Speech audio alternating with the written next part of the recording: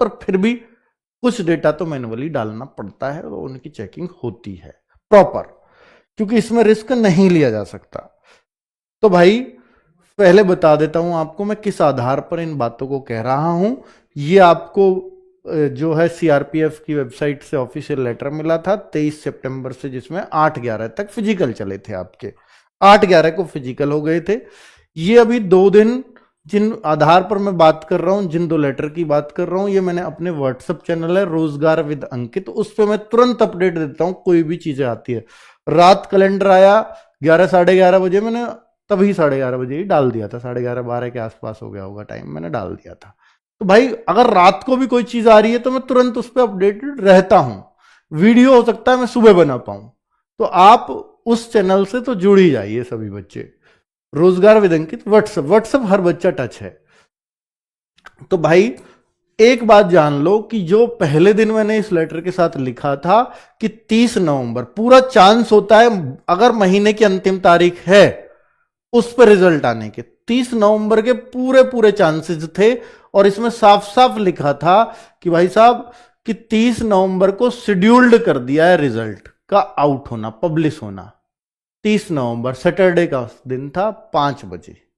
और भाई last ultimatum है 7 दिसंबर से लेट ना हो, ये ऑफिशियल गाइडलाइन है किसकी? एमएचए की। एमएचए ने सीधा सीधा गाइड किया कि भाई इस तक लास्ट ये होना चाहिए। पूरा परफॉर्मा बना दिया था कि सीआरपीएफ फिजिकल लेगी तो उसे कब से कब तक काम करना है। सीआरपीएफ ने सब काम समय से किया, लेकिन जो फिजिकल की डिटेल लेने में वो 6-7 दिन लेट हुए हैं, क्योंकि फिजिकल की डिटेल के लिए उन पे लास्ट दिन था 21 तारीख और उन्होंने दिया है डेटा एसएससी को 28 तारीख को। 7 दिन वो ऑलरेडी लेट है। हो सकता है रिजल्ट 28 तक 29 तक आ भी जाता अगर वो 21 तक मिल जाता, लेकिन अब चूंकि 28 को मिला है तो 7 तारीख तक अब एसएससी के पास यहां भी रिलैक्स लेने के लिए वो है, मतलब एक बहाना कि देखो मैं ये 7 और 28 की बात कर रहा हूं इसलिए क्योंकि ये लिखा है as per the guideline issued by the ministry of home affairs the final result must be declared no later than 7 December 2024। इससे लेट नहीं होना चाहिए रिजल्ट, कैसे भी है एमएचए की गाइडलाइन है, मिनिस्ट्री ऑफ होम अफेयर्स इसी के अंदर आती है, पैरामिलिट्री फोर्स, और खुद एसएससी भी इसी के अंडर आती है, ठीक है। और भाई हर मिनिस्ट्री एमएचए के अंडर आती है। आप सोचते होंगे कि नहीं जी मिनिस्ट्री सब अलग अलग, नहीं, मिनिस्ट्री में सबकी जो रूलिंग बनाएगी वो एमएचए ही बनाती है, यानी मिनिस्ट्री ऑफ होम अफेयर्स।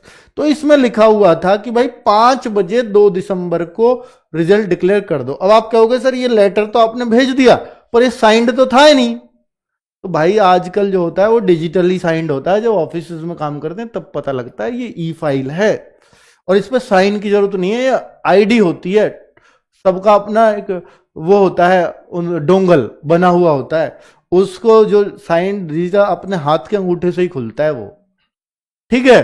तो जब ये, क्योंकि खुद मिनिस्ट्री में हमने काम किया हमें पता है, तो इस पर साइंड की जरूरत नहीं है। अगर उसके कंप्यूटर से उसके डोंगल में लॉगिन होके आया तो उसके साइंड ही है, ताकि काम तेजी से और पेपर लेस हो, इसलिए काम किए गए हैं। क्योंकि अगर साइन करना है तो पेपर निकालना पड़ेगा, और मोदी जी का विजन है कि भैया आप पेपर लेस काम करो, मिनिस्ट्रीज में कंप्यूटर के अंदर ही रहे पेपर सारे, बाहर ना निकले कोई। अलमारियां होती थी पहले ऑफिस में फाइलों को भरने के लिए, अब ऐसा सिस्टम खत्म होता जा रहा है, ठीक है भाई। तो इसलिए ये तो सोचो ही मत साइन नहीं है तो फेक लेटर नहीं है, ऐसा नहीं है, ऑफिशियल लेटर है पूरी तरह से। पर हुआ क्यों नहीं? क्योंकि देखो इंटरनल है, ये बच्चों के लिए नहीं था, इसमें इंटरनल इनके पास 7 दिसंबर तक का समय भी है। तो भाई इंटरनल तो कुछ भी चेंज कर सकते हैं, सबसे बड़े ऑफिसर पे गए भाई एक बार और चेक कर लो, भाई यहां डाउट आ गया, किसी चीज में कोई गलती मिल गई, ये पकड़ गया, एक बार गोला हो गया, तो सब चीजें फिर दोबारा से ही चेक होंगी, एक एक चीज, फिर उसमें फिर समय लगना है। फिर मान लीजिए फिर फाइनल पे जा रहे हैं, फिर एक गलती मिल गई, फिर और 2-3 दिन का समय गया।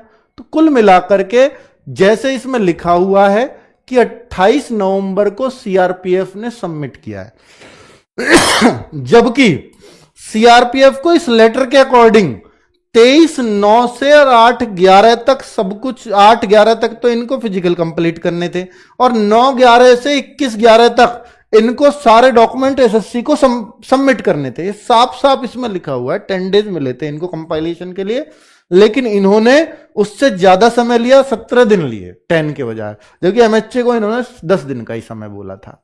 तो भाई एमएचए को से अब यही लेट हो गया। अब एसएससी के पास ये बहाना है कि जब ये 7 दिन लेट है तो 7 दिन फिर हमें और एक्स्ट्रा मिलने चाहिए। एसएससी को रिजल्ट देना था 22 नवंबर से 7 दिसंबर के बीच में।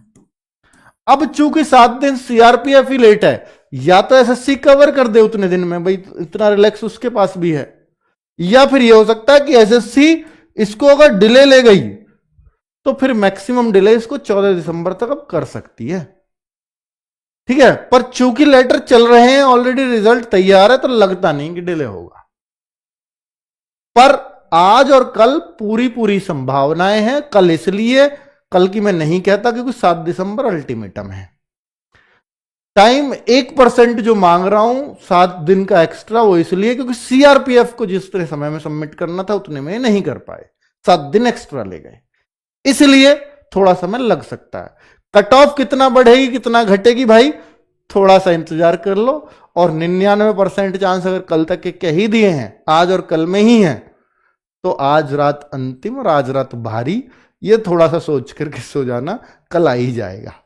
ठीक है, बाकी आज भी पूरे चांसेस है क्योंकि फ्राइडे लास्ट वर्किंग डे है। सैटरडे में काम कोई भी नहीं करना चाहता, पर अगर काम नहीं निपटेगा तो सैटरडे में वो लिस्ट को ले जाएंगे, मतलब रिजल्ट को ले जाएंगे। सैटरडे में फिर ऑफिस खुलते हैं अगर काम अर्जेंट है तो, और ये अर्जेंट है क्योंकि अल्टीमेटम है। चलिए, तो सारी बात मैंने आपको कर ली है। मैं अभी कोई कट ऑफ बताने नहीं आया हूं क्योंकि आप मुझसे सुनना चाहते थे, क्योंकि मैंने व्हाट्सएप चैनल पे डाल दी थी कि रिजल्ट क्यों नहीं आ रहा है, कब तक आएगा, तो ये मैंने आपको तसल्ली देने के लिए वीडियो बनाया। थैंक यू, धन्यवाद, नमस्कार, जय हिंद।